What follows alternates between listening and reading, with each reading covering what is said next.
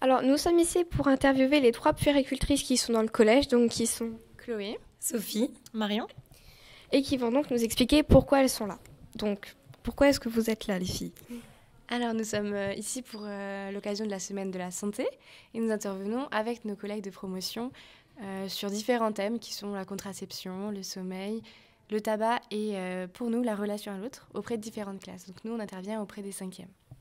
Et ça consiste en quoi, du coup, cette Semaine de la Santé?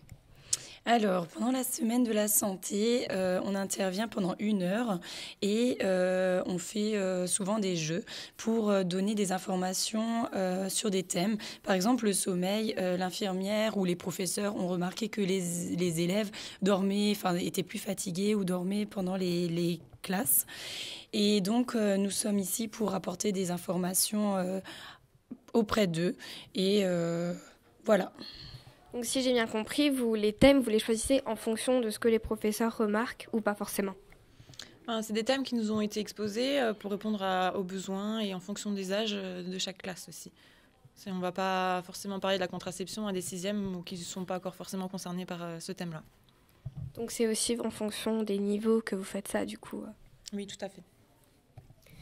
Et puéricultrice, donc ça consiste en quoi? Alors, déjà, la puéricultrice, le métier de puéricultrice, ce sont des personnes qui vont s'occuper des bébés, donc de la naissance jusqu'à l'âge de 18 ans. Et pour être puéricultrice, il faut d'abord être infirmière. Donc nous, on est déjà infirmière et on va se spécialiser 1 an pour devenir puéricultrice. Donc, vous êtes étudiante puéricultrice, c'est ça? C'est ça. Et donc, puéricultrice, vous avez dit que ça consiste à s'occuper des enfants en général, mais est-ce que vous vous occupez d'autres personnes, des personnes âgées ou d'autres personnes qui peuvent être en difficulté? Alors non, les puéricultrices sont essentiellement basées sur les soins des nouveau-nés jusqu'à 18 ans. On n'a pas de personnes âgées à prendre en soin. Après, par contre, on prend quand même on prend aussi en charge les parents, quoi. On prend dans la globalité parents, enfants et tout son environnement. Ouais. Et donc, si j'ai bien compris, vous êtes étudiante et il faut environ combien d'années d'études pour le devenir, justement? Alors, d'abord, pour être puéricultrice, il faut être infirmière. Pour être infirmière, il faut avoir passé le bac, mais pas seulement.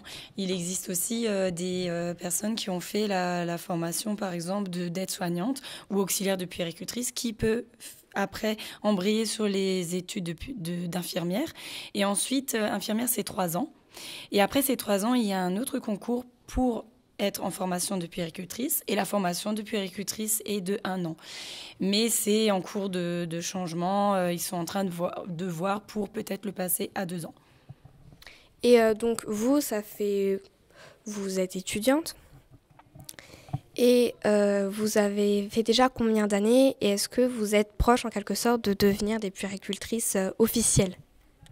Alors, on n'a pas toutes travaillé de la même façon.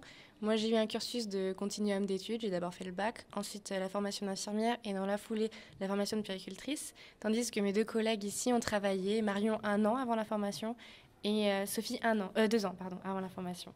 Et on aura notre diplôme, si tout se passe bien, dans 1 an. Et donc, ça fait longtemps que vous travaillez toutes les 3 ensemble ou c'était juste pour cette activité-là au collège? Non, on s'est rencontrés au mois de novembre, donc à la rentrée de la formation de puéricultrice. Et du coup, après, on s'est liés d'amitié, on s'est répartis les différents groupes et voilà, on intervient aujourd'hui ensemble, toutes les 3. Ce qui est bien, c'est que c'est une petite promotion à Metz. Donc, on n'est que 20 étudiants. Donc, c'est vraiment important d'être ensemble, soudés. Ça nous permet de nous connaître. Et pour cette année, c'est essentiel. Est-ce que j'imagine que ça vous apporte beaucoup de choses quand même d'être puéricultrice? Ah oui, ça nous apporte énormément sur le plan professionnel et autant sur le plan personnel. Quand on soigne un enfant qui nous sourit, forcément on se sent satisfaite du soin réalisé. Il faut savoir que les soins ne sont pas forcément juste des soins techniques, donc des pansements, des perfusions. Il y a aussi le soin relationnel à prendre en compte. Donc prendre soin de l'enfant, prendre soin des parents, c'est toute une globalité en fait à prendre en charge. Et donc, par rapport aux activités que vous faites au collège, ce sont plus des activités ludiques, des jeux, des quiz Alors, ça va être adapté à chaque groupe, à chaque classe. Nous, on a choisi de faire des jeux un petit peu ludiques, dynamiques, participatifs. D'autres personnes vont peut-être choisir des jeux un peu plus calmes, plus doux, selon les niveaux de classe. En troisième, ils vont peut-être moins apprécier des jeux comme nous, on a fait auprès des cinquièmes, dans le sens où ça va être peut-être trop ludique pour eux. Et j'avais demandé à du coup d'autres personnes de cinquième, et est-ce que vos collègues font autre chose? Parce que j'ai demandé du coup à d'autres cinquièmes et ils m'ont dit qu'ils avaient fait des quiz et pas des jeux. C'est en fonction vraiment de vos collègues. C'est vous qui avez choisi de faire des jeux ou bien ça a été en quelque sorte imposé? Alors nous, on a eu le thème imposé et on a eu, donc on est 2 à avoir le même thème. C'est pour ça que je pense que d'autres collègues de 5e nous ont pas eu nous, donc n'ont pas fait de jeu, on fait un quiz et ça c'est propre à chaque groupe. On anime comme on le souhaite, du moment que les informations et les connaissances passent aussi. Très bien. Un mot, un encouragement pour ceux qui aimeraient peut-être faire puéricultrice plus tard?